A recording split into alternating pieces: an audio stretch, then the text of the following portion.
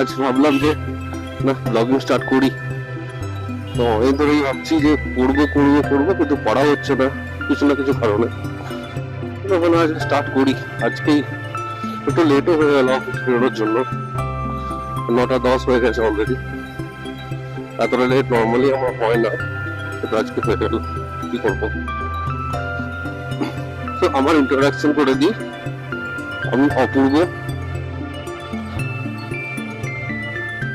আমি একজন software developer, Salt Lake sector 5 এ চাকরি করি। অ্যাকচুয়ালি এখন আমি অফিসে যাচ্ছি।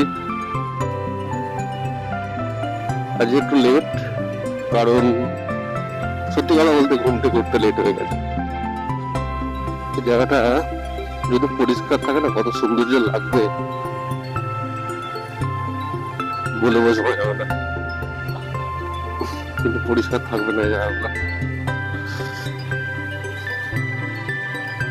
আজকে দিনটা সত্যি ভালো লাগছে, সূর্যটা হালকা করে উঠেছে, খুব বেশি গরম ওঠেনি, হালকা হালকা ঠান্ডা দিক, ঠান্ডা হাওয়া বইছে, যাকে বলে রোমান্টিক ওয়েদার। এইসব ওয়েদারে তোমার প্রিয় মানুষের হাত ধরে পুরো নির্জন রাস্তায় হাঁটতে থাকো, যেখানে দুই থেকে গাছ উঠে জমা সৃষ্টি করেছে সেই জায়গায়। আমার কি ভাই, আমাকে তো অফিস যেতে হবে। এক্সপ্রেসওয়ে, অ্যাকচুয়ালি এক্সপ্রেসওয়ে জায়গাটাও ভালো। আমাদের বেলঘরিয়া এক্সপ্রেসওয়েটা যতদিন না কনস্ট্রাকশন শুরু হয়েছিল, যে নতুন রাস্তা তৈরি হয়েছে, কনস্ট্রাকশন হচ্ছে, তো তার আগে আমাদের রাস্তাটা সত্যি খুব ভালো ছিল। এতটা ট্রাফিক হতো না, এত কিছু না। হ্যাঁ, ছোটখাটো অ্যাক্সিডেন্ট হয়েছে মানছি, কিন্তু তবুও যদি বড় গাড়ি চালায় তো অ্যাক্সিডেন্ট হবেই, স্বাভাবিক।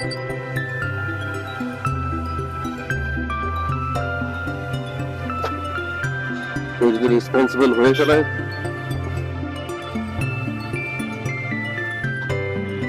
সেখানে অনেকটা সেফ থাকবে।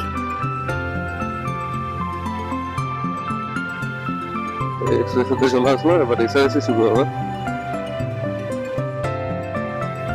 125 যা ঝরঝরে অবস্থা হয়ে গেছে, তো নেওয়াই যাবে না। 160 একই কেস হবে কিছুদিন পর।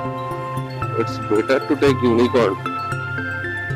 সিরিয়াসলি তোমাদেরকে বলিনি, তোমাদের আমরা যে আমি রোজ রয়্যাল এনফিল্ড মিটিওর 350 নিয়ে অফিস যাই।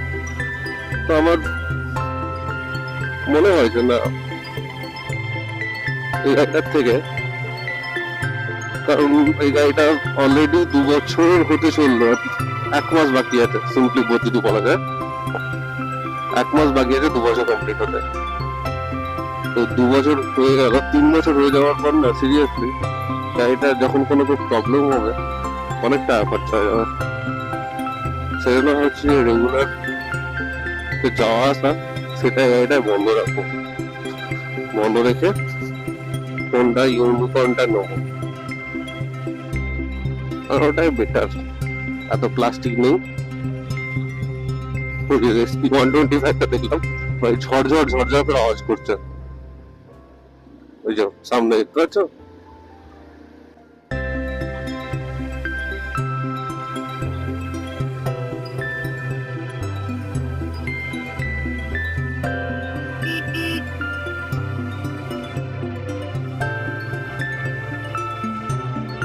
কত লোক দাঁড়িয়ে আছে বাসের জন্য।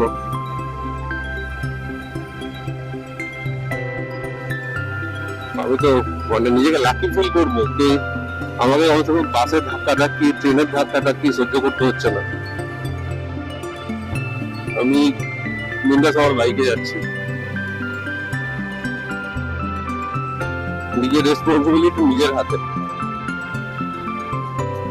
হ্যাঁ, হয়তো বাসে বা ট্রেনের সেফটি বেশি, বাইকে একটু সেফটি কম, কিন্তু কষ্ট কম। এটা সত্যি কথা, কষ্ট কম।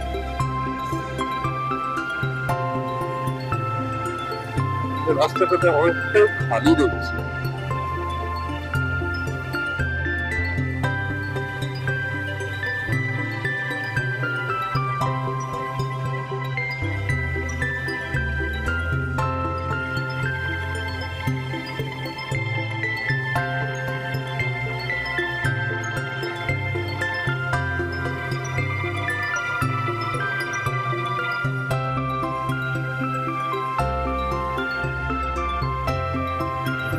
এটা হচ্ছে 2.5 নম্বর গেট, এয়ারপোর্ট 2.5 নম্বর গেট।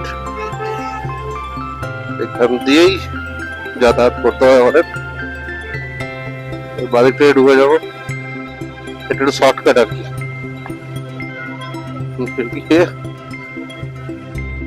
ডান দিকটা দিয়ে মারবো।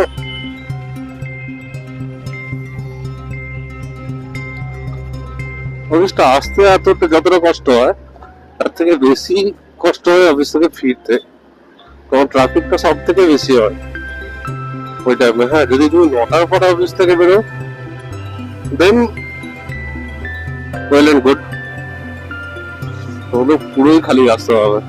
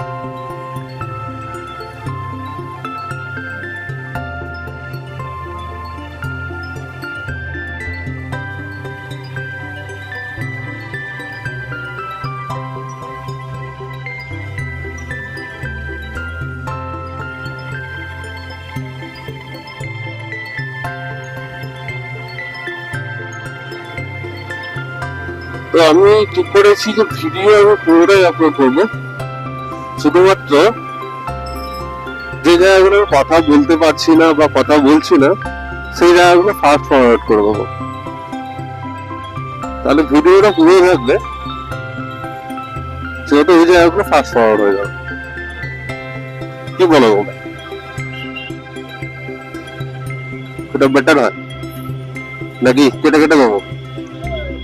5 মিনিটে আপলোড করো, ভিডিও যেমন আপলোড করবো কমেন্টে জানিও কোনটা তোমার জন্য সুবিধা হবে বা কোনটা ভালো হবে।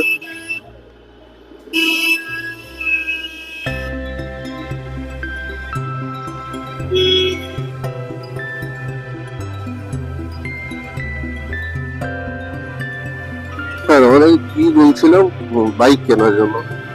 দেখো, এই বাইকটা যে চালাচ্ছি সত্যি চালাতে তো খুবই ভালো লাগে। হ্যাঁ, ট্রাফিকে তো একটু অসুবিধা হয়, হাতে ব্যথা হয় ওয়েটের জন্য, তাছাড়া মানে পারফরমেন্স খুবই ভালো, চালাতেও ভালোই লাগে।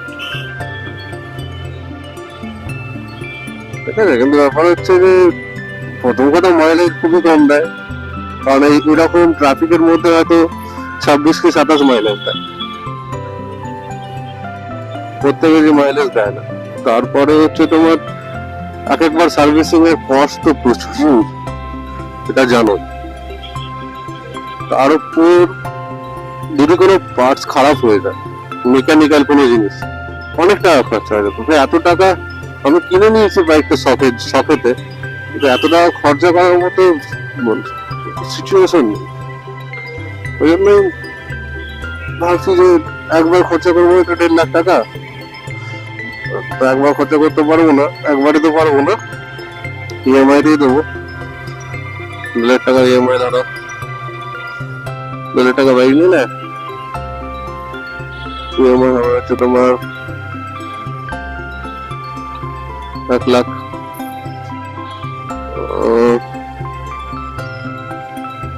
1,20,000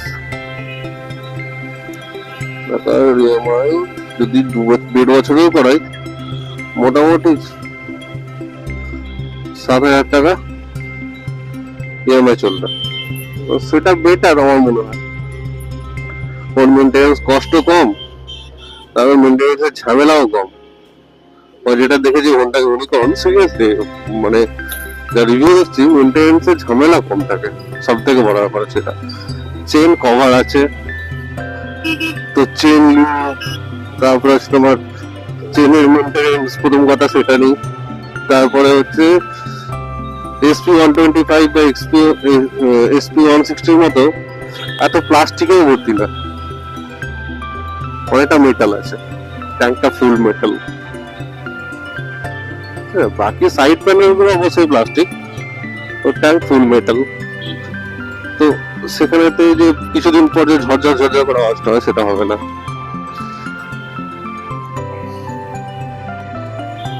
এটাই, এই জন্যই ভাবছি যে ওইটাই নেবো।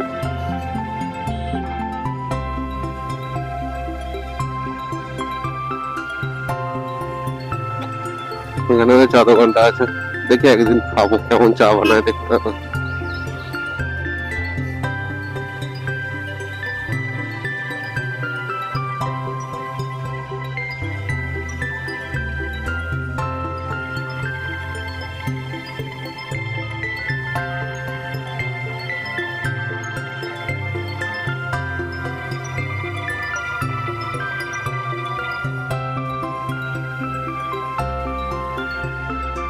ফার্স্ট স্টেশন সবার মধ্যেই আছে ভাই।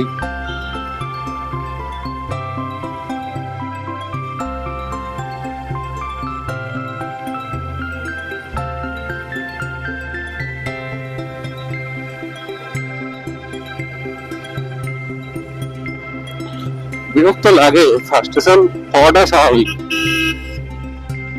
সবাই বিরক্ত লাগে। যে কোনো জায়গায় বাস ঢুকিয়ে দেবো, বাস যেতে পারবে কিনা তার কোনো ঠিক নেই, বাস ঢুকিয়ে দিয়ে বসতে হবে যে কোনো জায়গায়।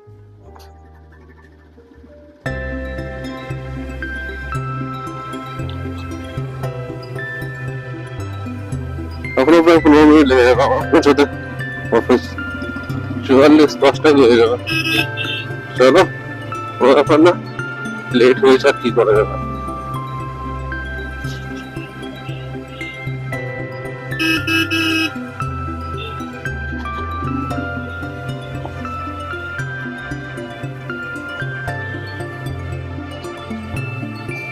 যদি কেউ কিছু বলে শুনে নেবো।